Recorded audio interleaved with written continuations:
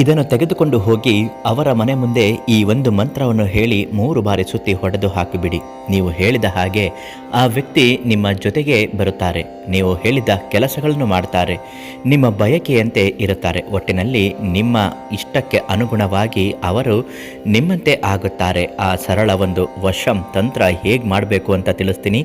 ಈ ತಂತ್ರನ ಮಾಡೋದಕ್ಕೂ ಮೊದಲು ಯಾವುದೇ ಒಂದು ವಶೀಕರಣದ ಸಮಸ್ಯೆಗಳ ಪರಿಹಾರ ಇದ್ರೂ ಕೂಡ ಪರಿಹಾರಕ್ಕಾಗಿ ಪಂಡಿತ ಶಿವಾನಂದ ಗುರುಗಳಿಗೆ ಒಂದು ಫೋನ್ ಮಾಡಿ ಅವರಿಂದ ಪರಿಹಾರವನ್ನು ಕೇಳಿ ಪಡೆದುಕೊಳ್ಳಿ. ಪ್ರತಿಯೊಬ್ಬ ವ್ಯಕ್ತಿ ಕೂಡ ಒಂದಲ್ಲ ಒಂದು ಕಾರಣಕ್ಕಾಗಿ ಒಬ್ಬರನ್ನಲ್ಲ ಒಬ್ಬರನ್ನು ಇಷ್ಟಪಡುತ್ತಲೇ ಇರುತ್ತಾರೆ. ಅವರ ಜೊತೆಗೆ ಜೀವನವನ್ನು ಕಳೆಯಬೇಕು ಅಂತ ಬಯಕೆ ಇಟ್ಟಿರುತ್ತಾರೆ. ಇಂತಹ ಬಯಕೆಗಳು ಸರಿದೂಗಿ ಹೋಗಲು ಮತ್ತು ಅಂದುಕೊಂಡಂಥ ಕೆಲಸಗಳು ಆ ವ್ಯಕ್ತಿಗಳಿಂದ ಆಗಬೇಕು ಅನ್ನುವುದಾದರೆ ಈ ಸರಳ ಪರಿಹಾರ ಜ್ಯೋತಿಷ್ಯ ಶಾಸ್ತ್ರದ ವಾಮಾಚಾರದ ತಂತ್ರಗಳಿಂದ ಅಸಾಧ್ಯವಾದದ್ದು ಸಾಧ್ಯವಾಗಬಹುದು. ಆದರೆ ಕೆಲವು ಬಾರಿ ಇದನ್ನು ಮಾಡುವ ಮೊದಲು ಎಚ್ಚರಿಕೆ ಮುಂಜಾಗ್ರತಾ ಕ್ರಮವನ್ನು ತೆಗೆದುಕೊಂಡು ಮಾಡಬೇಕಾಗುತ್ತದೆ. ಒಳ್ಳೆಯ ಕೆಲಸಕ್ಕೆ ಯಾವತ್ತೂ ಒಳ್ಳೆಯದಾಗುತ್ತೆ, ಕೆಟ್ಟ ಕೆಲಸಕ್ಕೆ ಯಾವತ್ತೂ ಕೆಟ್ಟದ್ದೇ ಆಗುವ ಸಾಧ್ಯತೆ ಸಂಭವಗಳು ಇರುತ್ತದೆ. ಸರಿಯಾದ ಮಾರ್ಗದರ್ಶನ ಇದ್ದರೆ ಮಾತ್ರ ಇದನ್ನು ಮಾಡಲು ಸಾಧ್ಯವಾಗುತ್ತೆ.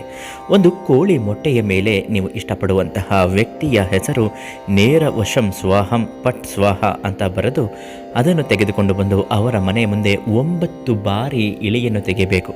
ಇಲಿಯನ್ನು ತೆಗೆದ ನಂತರ ಅದನ್ನು ನಿಮ್ಮ ತಲೆಯ ಸುತ್ತ 3 ಪ್ರದಕ್ಷಿಣೆಯಾಗಿ ಇಲಿಯನ್ನು ತೆಗೆದು 1 ಬಾರಿ ಅವರ ಮುಖವನ್ನು ನೆನೆಸಿಕೊಂಡು ಯಾವ ಕೆಲಸಗಳು ಅವರಿಂದ ನಿಮಗಾಗಬೇಕು ಅಂತ ನೆನೆಸಿಕೊಂಡು ಅವರ ಮನೆ ಮುಂದೆ ನಿಂತುಕೊಂಡು ಯಾರಿಗೂ ಕಾಣದ ರೀತಿಯಲ್ಲಿ ಪಟ್ ಅಂತ ಒಂದೇ ಏಟಿಗೆ ಹೊಡೆದು ಹಾಕಿಬಿಡಿ. ಒಂದು ಚೂರು ಮೊಟ್ಟೆಯ ಕುರುವ ಉಳಿಯಬಾರದು, ಆ ರೀತಿ ಹೊಡೆದು ಹಾಕಬೇಕು. ಹೊಡೆದು ಹಾಕಿ ಹಿಂತಿರುಗಿ ನೋಡದೆ ಬನ್ನಿ. ನಿಮ್ಮ ಕೆಲಸ 90 ಭಾಗದಷ್ಟು ಆಗುತ್ತೆ.